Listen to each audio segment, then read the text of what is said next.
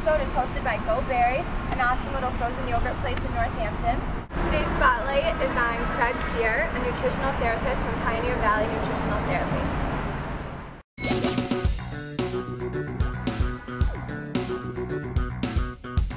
Good morning, everyone. I just want to start off by mentioning that Mike Connolly, owner of Stinky Cakes, was this week's on-the-job spotlight in the Sunday Republican. So congratulations, Mike. Part of the business family. All right, so thank you, Brittany, for introducing the show and how we're going to start introducing the show from now on. So let's just get right into the hot topics and get rolling. Google is developing a Facebook rival.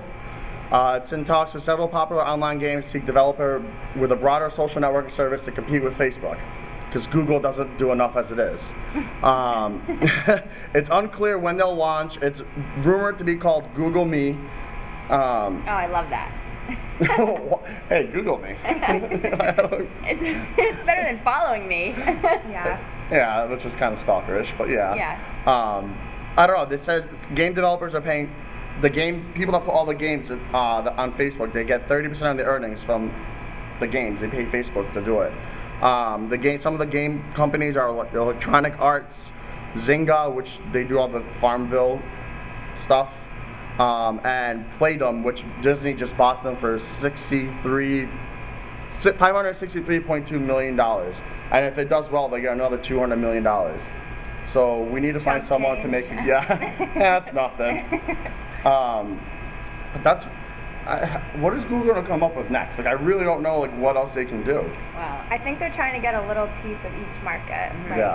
They see that Facebook's doing awesome. I need that. Like, we're the online giant. Like, we need to be a part of it all. Yeah. Well, the article says something about they wanted to get advertising because since Facebook added advertising on their site, that's how they generate a lot more of their income. Right. So I mean, I know that they don't want to be the second Facebook. They were saying throughout the article that there's already a Facebook. The world doesn't need two. So that's kind of cool. I mean, there's only so many social networking ways to go about a site. I don't know how they would come up and be different from Facebook. But. Well, I think that Google has so many core capabilities that they can diversify themselves and launch new products in order to compete. And I think they will be successful. Yeah, I have high hopes for them. Well, they were talking about. Excuse me. Breakfast. Manners. They argued that Facebook is good for Google because it brings users to the internet, and that's what Google is all about. And that some media companies have been targeting. It's not just Google doing it. There's other companies looking to create social media sites to compete with Facebook. But I mean, Facebook has done such in the past 5 years. They're just everywhere. They went from just college students to then high school students to just everyone. To kind of like follow in their footsteps, okay, but you can't really compete with them at this point. It's gonna be one of those things where it's kind of, I don't know. It's. I mean, Google Buzz wasn't a success, and that was trying to like a mimic of Twitter. It's going to be tough, but I think the online gaming industry is growing so much that I think that they will be successful. Good point. All right, on to the next topic. 2010 America's top state for business. Massachusetts hit top 5. Number 4 was North Carolina. Number 3, Colorado. Number 2, Virginia. And for the 3rd straight year in a row, number 1 was Texas. I got to move there. Yeah, I keep hearing about Texas. Yeah, Texas, Houston was actually named number 1 city for young professionals. Which was really cool. But I think Western Mass is definitely getting up in the rankings and definitely helped Massachusetts get up to the top 5. Well, Massachusetts was ranked 8 last year. So they're 5 this year. And for the best young professionals, Boston was ranked number 6 on the Forbes list. So that was great. Something that kills them is the cost of living. Obviously, it's really tough. Well, the factors that they went into it was cost of business, quality of life, economy. I can't even say anything right. Transportation. They're wrong in fact on the wrong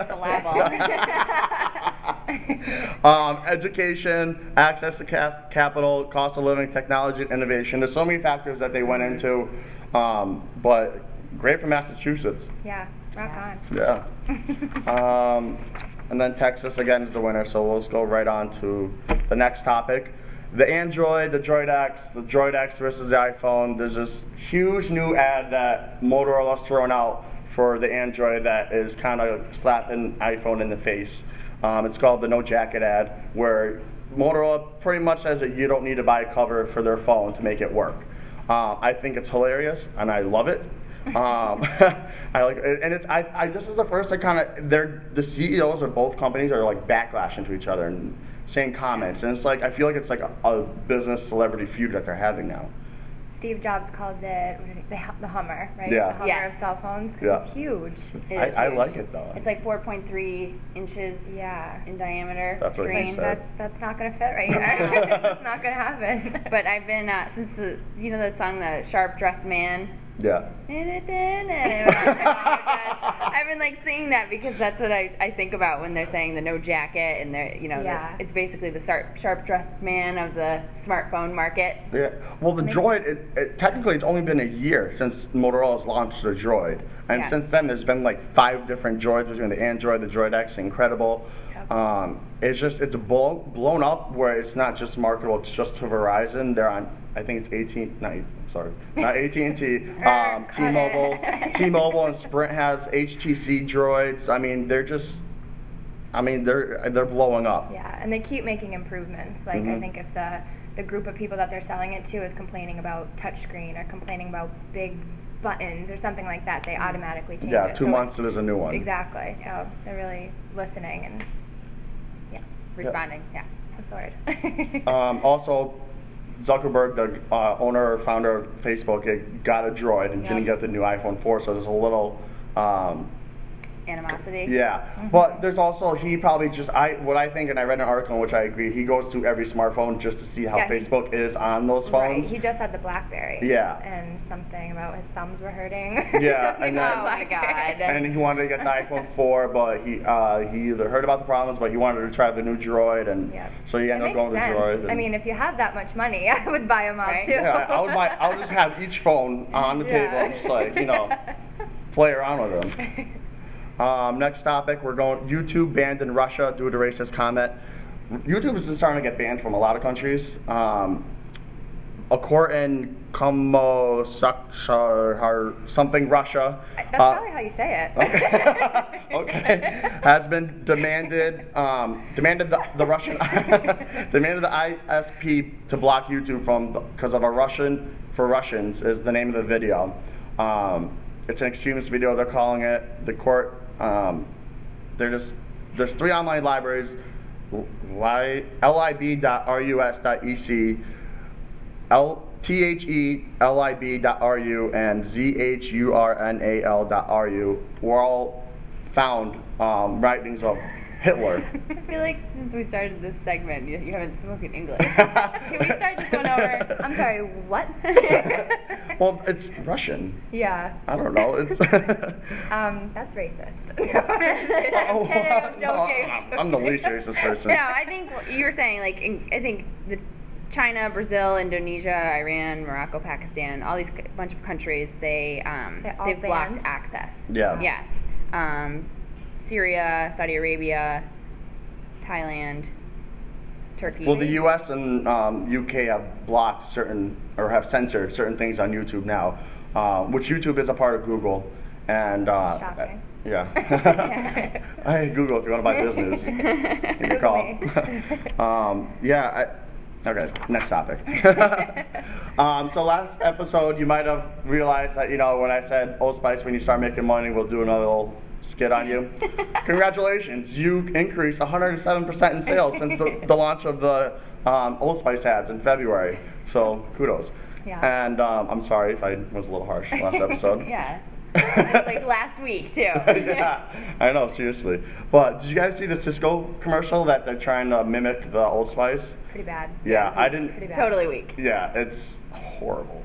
Well, Cisco's not an attractive brand. I mean, Old Spice has that connotation to, putting it on your body, and I think Cisco knew that though, and they were trying to play off of that. Like we're Ted not the accountant. sexy. Yeah, exactly. And we're not sexy, but we're just gonna make fun of it anyway. No one wants to hear about our brand, but we're gonna.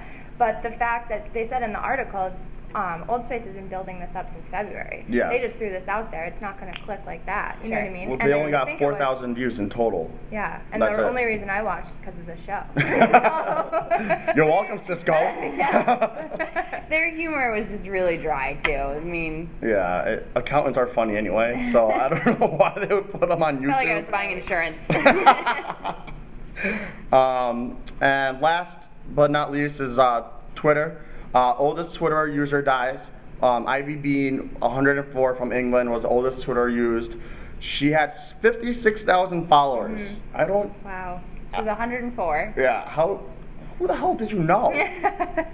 Ivy. I'm impressed. I am impressed. Yeah. I think I have about 56 followers, maybe, if that. Well, it says that she tweeted like around 1,000, and I mean that's a lot. But if you're like an avid Twitter user and you have 56,000 followers, you generally will have a lot more tweets. So I don't know how she generated all those followers, but I think it said something about she was generating 1,000 tweets before she died. Right before she died. yeah. I went through the page, and the last tweet was from the 30th, which is Yes. 3 days ago. Yeah. 3 days ago. days. Yeah. 2 That's days. first. Where are we? What day is it? It was the 30th. Yeah, it was the 30th. But it was 1,028 or 29, something like that, and 56 and some odd 100 followers, and Yeah. and I guarantee you probably more people followed her Well, she was after on her. Facebook, too. Yeah. So. She joined when she was 102. Right. My parents are in their 40s and early 50s. They don't even know how to turn on a computer. No, Yeah, but- sorry, Mom, but my mom flipped over a CD to play The Other Side. No. So, sorry about that, but yeah. Well, my mom unplugged the computer and she was like, "I broke it. You can't play it on it." I'm like, I was like, it doesn't work. I'm like, I gotta give kudos to my mom. She's on Facebook. Yeah. She's got an actually is. iPad. no, but my mom can't even pronounce iPad. Well, I Love wanted you, to point out that it does prove a point that the social media market has such a wide audience. Yeah. and Boundaries. Exactly. It's good to market to people. But the demographics have just no limitations when it Yeah. comes And they're to social completely media. changing. It's like, I don't know the exact numbers, but 45 to 55 or something like that is Yeah. the fastest growing market on Facebook right now, or social media in general. So Mhm. it's pretty cool how marketers are changing their ways to target that group too. You know what I mean? So. All right. Well, I think that's it. What about for her. Kanye West? Oh yes, Kanye West. Kanye joined Twitter. Kanye, woo. To be so heartless. He's a horrible speller. Oh, I don't horrible. like it. I'm not a. Ever since he stole Taylor Swift's thunder on Yeah. stage, I'm just not, a fan. Yeah. Publicity. That's all it was. Yeah. He can keep Horrible his love speller, locked though. down. You've been waiting to say that, haven't I you? couldn't wait to it. I was like, How many more can we come up with? I can't think of anything. Yeah, me but neither. well, he's on Twitter. They're making such a huge deal. When I joined Twitter, no one made a big celebration about it. Oh, I someday. know. I'm sorry. Someday. I really wanted a party. All right. So Brittany, thank you for coming on. Pleasure. Nope, you're welcome. And we'll be right back with Craig for the spotlight.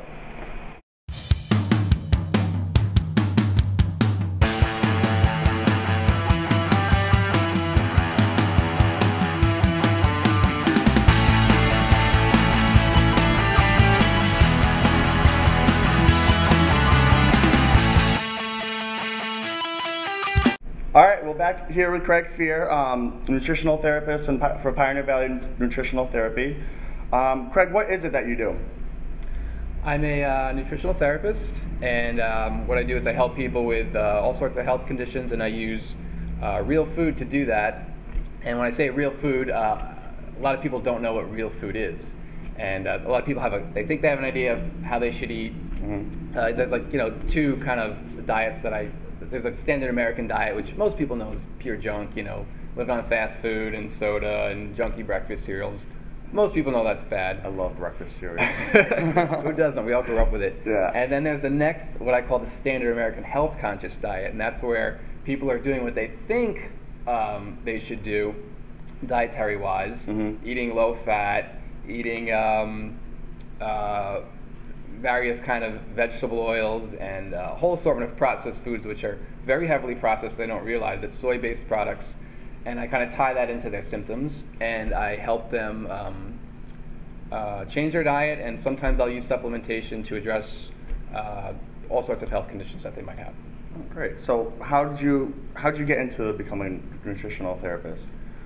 I got into it just through my own health issues. I was not feeling well for many years, and was thinking I was doing all the right things. I exercised, I did yoga, I meditated, I thought my diet was good, and eventually got to a point where I said, okay, you know, I have to look at my diet here. And when I really looked at it, and through the program that I did, I realized how much I was doing wrong. And when I made just simple little shifts, it made such a difference in my energy, and a lot of the brain fog went away, and I just felt like I was myself again. So what type of, you know, you say you do like your regimens for your clients. What other, do you do anything else? Like, do you come up with like meal plans for them? Like, what else do you do with your clients?